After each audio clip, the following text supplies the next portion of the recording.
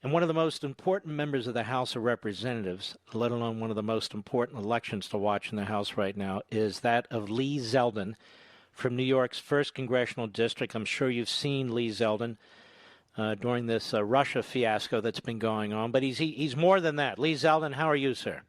I'm always happy to be on with you. Thanks, Mark. It's a great pleasure. You're in the 1st Congressional District in New York. Tell us what that encompasses.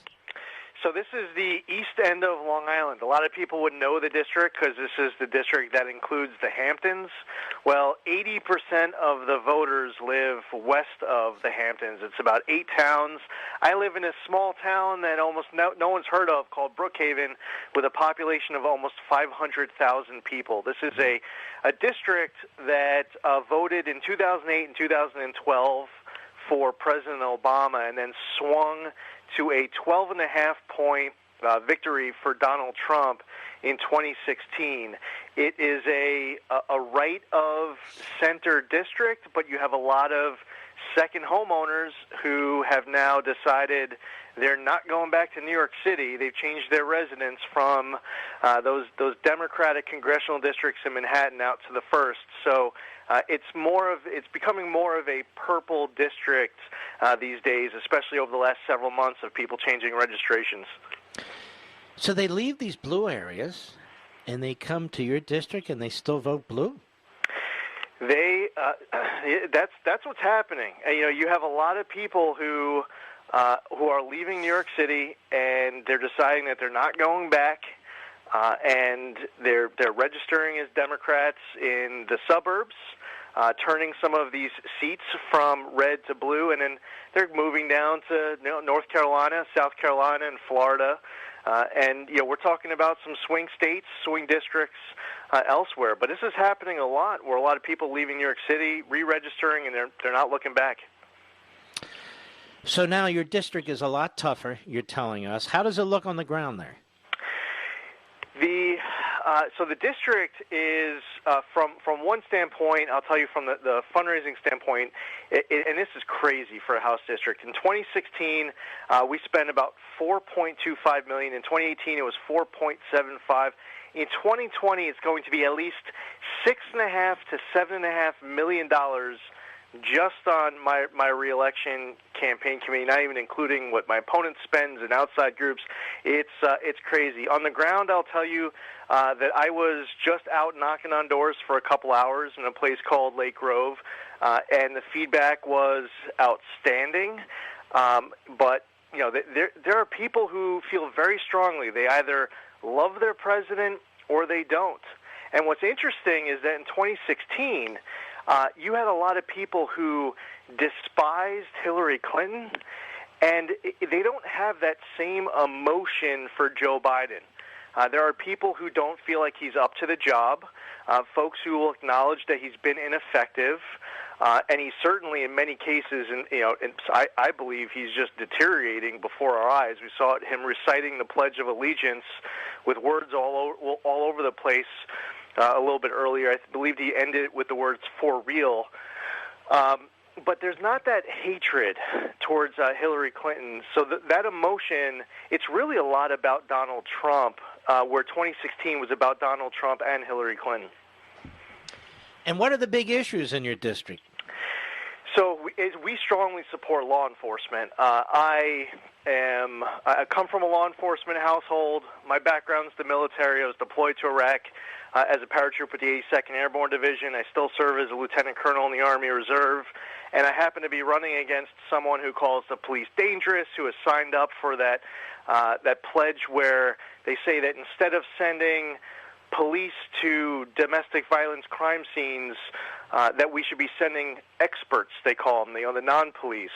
And she was showing up at a Black Lives Matter protest, carrying signs, complaining about the cost of riot gear, as if police should be showing up to riots with something other than riot gear.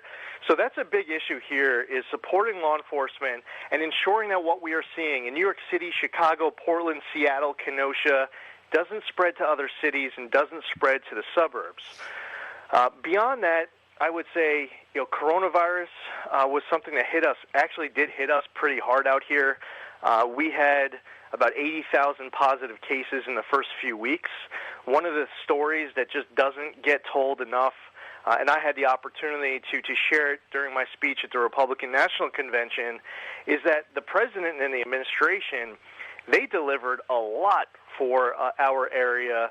And basically every time we were going to them asking for anything, whether it was PPE, it was for testing approvals, thousands of ventilators and more, they were doing whatever they could to assist, and we were grateful for it. By the way, even Governor Cuomo called the president's response phenomenal until November 3rd started catching up and the rhetoric changed. So, but I would say that that's top of mind. Recovery as businesses reopen and schools getting back to in-person learning.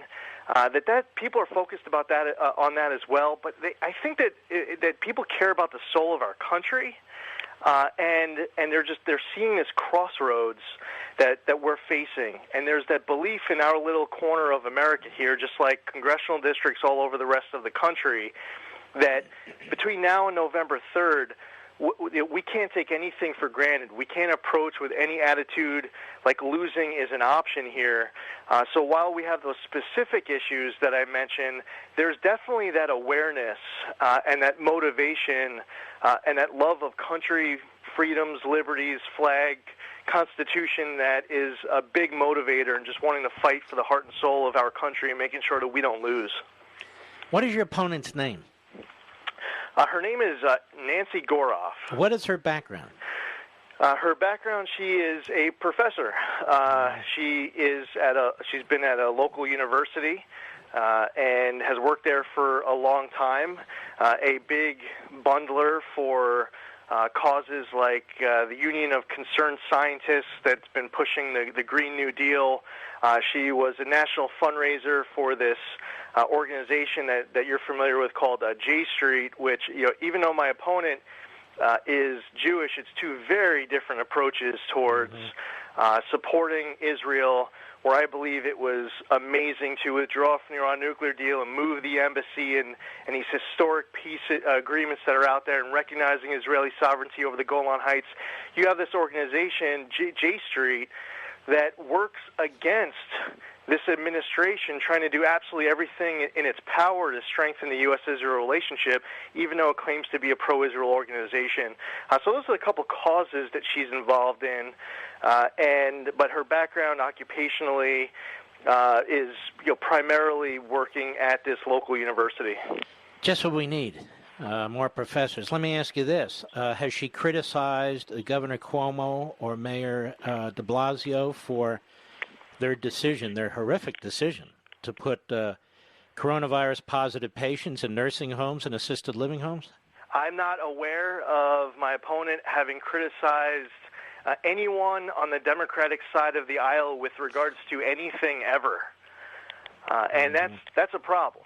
I mean, it points like this right now where the feckless leadership that we are witnessing in these cities elsewhere is because in their radical activist base, these elected officials, these politicians are seeing the reward of votes and power and perks and prestige by, instead of leading their base to not have crazy opinions and to do crazy things, instead they're being led by it.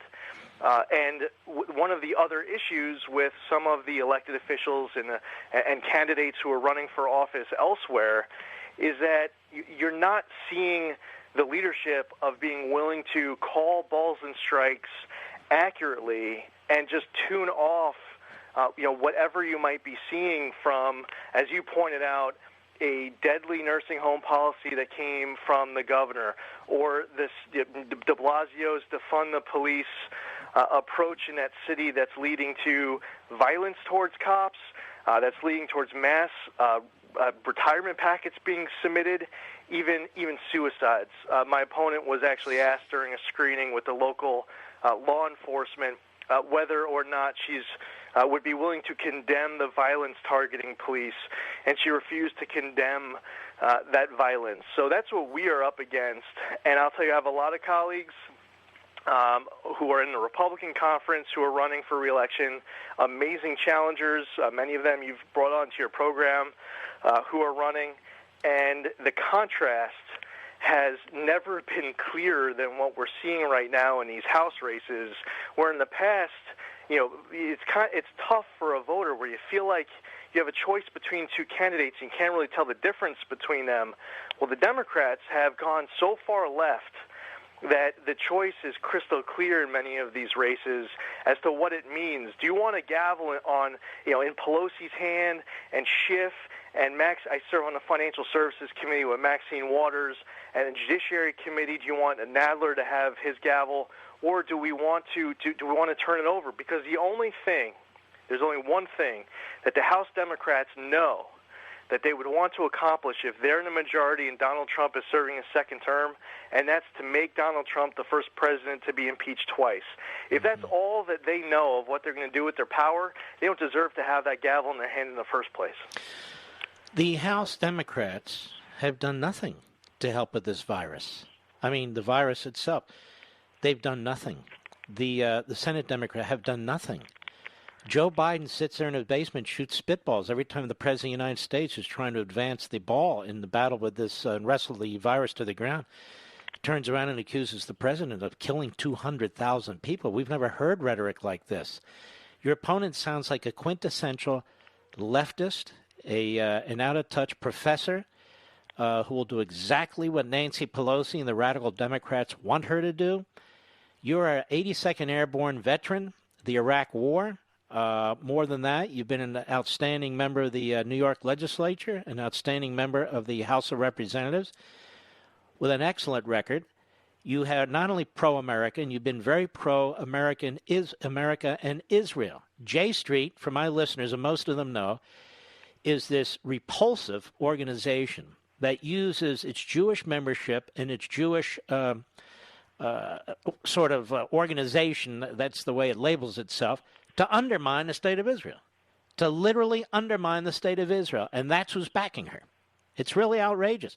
If people want to help you, either in your district on Election Day or all over the country to give you some support, where do they go? My website is zeldinforcongress.com, on Twitter at Lee Zeldin, on Facebook as well. Anyone, whether they're on Long Island listening to your show or anyone from around the country, can get involved by going to our website, whether you're able to volunteer or you're able to send a couple of dollars to get our message out. 100% of what we're raising at this point, 100% of what we're raising goes directly towards more TV, more digital ads, just to get our message out and win on November 3rd. Losing, as I mentioned earlier, losing is not an option. And the airtime there is extremely expensive. It's the most expensive in the country. So it's zeldinforcongress.com, Zeldin, zeldinforcongress.com. I happen to know you personally. I know you're a fantastic individual as well as member of Congress. And I just hope all the Levinites out there step up wherever you are all over the country. Remember, congressmen vote on our issues regardless of where they are from. That's Zeldin for Congress.com. Lee, good luck, my friend. Thank you. It's always great to be with you, and thank you to all of your loyal listeners for listening to Truly the Great One. Thank you, Lee.